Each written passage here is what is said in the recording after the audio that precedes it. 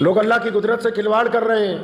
دنیا کے الگ الگ ملکوں میں، ابھی ہمارے ملک میں بھی الگ الگ ملکوں میں پہاڑ اپنی جگہ سے کھسک رہے ہیں، زمین دھس رہی. کیوں؟ حکم ہوا تھا کہ قدرت کے ساتھ مذاق نہیں کرنا، قدرت کے ساتھ بے ایمانی نہ کرنا. ہم نے قدرت کے ساتھ اتنا مذاق کیا کہ دوگلے جانور پیدا کرنے کی کوشش کی، دوگلے پودے پیدا کرنے کی کوشش کی. اب قدرت نے ہمیں ٹیسٹ ٹیوب بیبی کے ذریعے اس مقام پہ لا کے کھڑا کر دیا کہ دوگلے انسان پیدا ہو رہے ہیں. جیسا بیجو گے ویسا کاٹو گے. رسول اللہ صلی اللہ علیہ وسلم نے حکم دیا ہے ہمیں کہ اپنی حد سے تجاوز نہ کرو. محمد رسول اللہ صلی اللہ علیہ وسلم نے حکم فرمایا ہے ہمیں اس بات کا. آپ اندازہ لگائیں 1450 سال پہلے پانی کی کیا کمی ہو سکتی تھی؟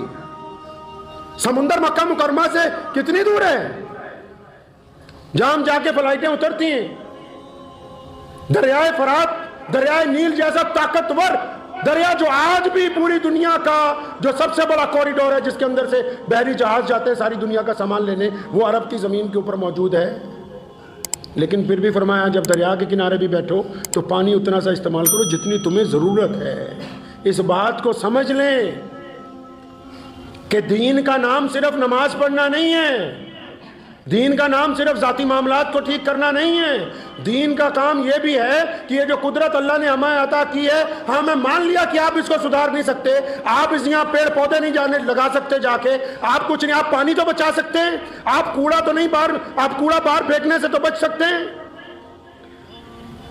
آپ سڑک پہ چلتے ہوئے دھواں اڑانے سے تو رک سکتے ہیں، آپ کاغذ پولیتھین کے جلانے سے تو اپنے آپ کو روک سکتے ہیں، آپ گندگی پھیلانے سے تو اپنے آپ کو روک سکتے ہیں، آپ معاشرے میں صفائی کرنے میں تو اپنا کردار ادا کر سکتے ہیں. نبی علیہ الصلوۃ والسلام نے فرمایا اللہ تعالیٰ کے نزدیک وہ بندہ بڑا خوش نصیب ہے جو پاک رہتا ہے. پاکی کا تصور بھی دے دیا. اور آپ یقین مانیں صفائی اور چیز ہے، پاکی اور چیز ہے. صاف کپڑے پہن لینا اور بات ہے، ان کپڑوں کا پاک ہونا اور بات ہے. رسول اللہ نے دونوں باتیں کی، پاکی کا بھی حکم فرمایا، صفائی کا بھی حکم فرمایا.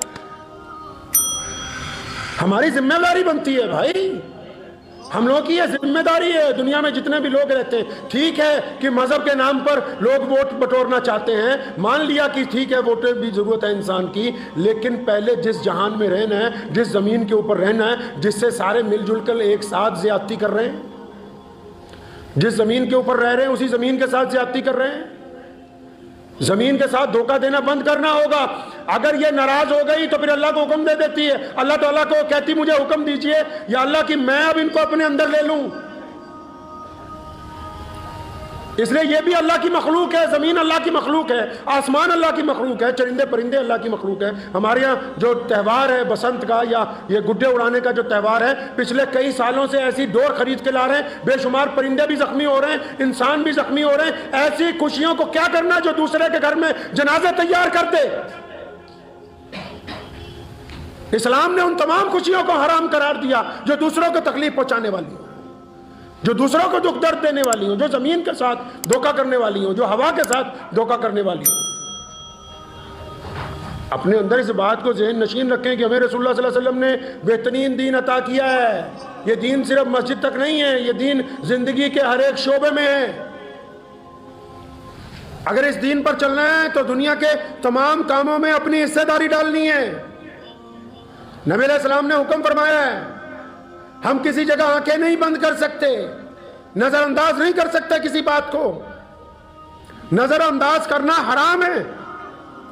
کوئی سامنے مسئلہ آ جائے، کوئی وقت پڑ جائے، کوئی مصیبت آ جائے، کسی دوست پر کوئی پریشانی آ جائے، کسی عزیز پر کوئی پریشانی آ جائے، کہیں پر ماحولیات سے غنڈہ گردی ہو رہی ہو، کہیں پہ پانی کو گندلا کیا جا رہا ہو، کہیں درختوں کو کاٹا جا رہا ہو، کہیں پہاڑوں کو توڑا جا رہا ہو، پھر بولنا ضروری ہے، خاموش رہنا حرام.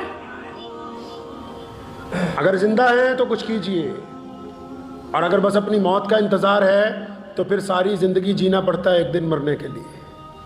اور مرنا تو سب نہیں ہے، مرنا تو سب نہیں ہے، لیکن مرنا اس کا ہے جس کے مرنے کے بعد لوگ یاد کریں کہ اچھا کچھ کر کے گیا ہے جی، کہ کچھ کر کے گیا، کوئی گیا ہے اس دنیا سے، کوئی پیچھے اچھے لفظوں سے یاد کرنے والے ہوں. اس لیے اپنے اعتراف کے اندر نگاہ ڈالیں کہ جہاں ہم رہتے ہیں وہاں صفائی ہے.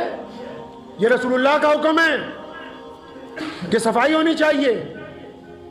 جہاں ہم رہتے ہیں وہاں پانی صاف ہے, جہاں ہم رہتے ہیں وہاں پانی کی ناقدری تو نہیں, جہاں ہم رہتے ہیں وہاں اس طرح تو نہیں آگ جلائی جاتی جس کا دھواں آسمان کو خراب کرتا ہو, جہاں ہم رہتے ہیں وہاں اپنے کمرے میں اپنے گھر میں اتنی زور سے ہم ڈیک یا کوئی باجا یا کوئی چیز تو نہیں بجاتے جس سے دوسروں کو تکلیف پہنچتی ہو.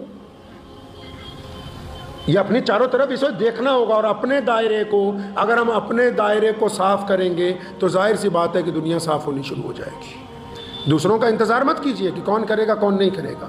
حکومتیں لا اینڈ آرڈر مینٹین کر سکتی ہیں, یہ بھی یاد رکھے بات, کوئی بھی سرکار ہو وہ لا اینڈ آرڈر مینٹین کر سکتی ہے, وہ اچھے اسپتال بنا سکتی ہے, وہ معاشرہ نہیں بنا سکتی, وہ سماج نہیں بنا سکتی. سماج تو ہم سب لوگوں کو جو اس ملک میں رہتے ہیں چاہے ان کا مذہب کوئی بھی ہے, ہمیں خود مل کے ایک اچھا سماج بنانا ہوگا, ہمیں مل کے ایک اچھا ماحول تیار کرنا ہوگا, ہمیں مل کے ایک پاکیزہ صفائی والی زندگی میسر کرنی ہوگی. اس میں حکومت کچھ نہیں کر سکتی. حکومت کوڑے کا ڈبہ لگا سکتی ہے, اس میں کوڑا آپ نے ڈالنا اور نہیں ہونے دینا.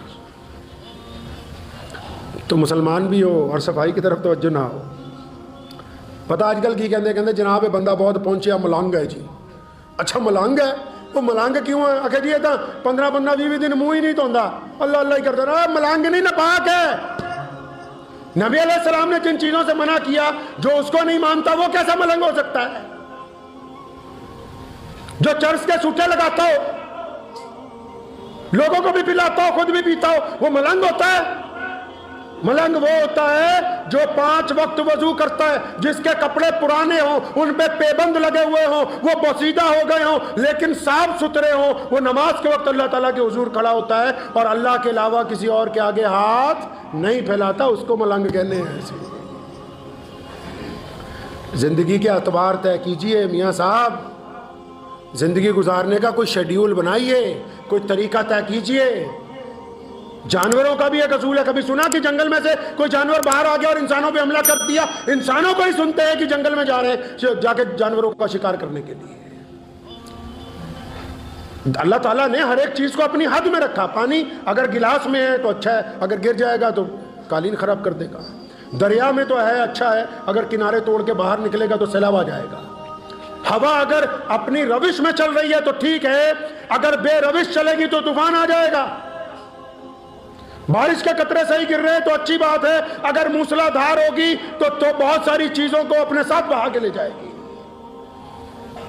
لیکن یہ قدرت جو ہے یہ اپنے حصے کی حد بندی تب توڑتی ہے جب ہم اس کو مجبور کرتے ہیں حد بندی توڑنے پر. ریموٹ اللہ نے انسانوں کے ہاتھ میں پکڑایا ہے.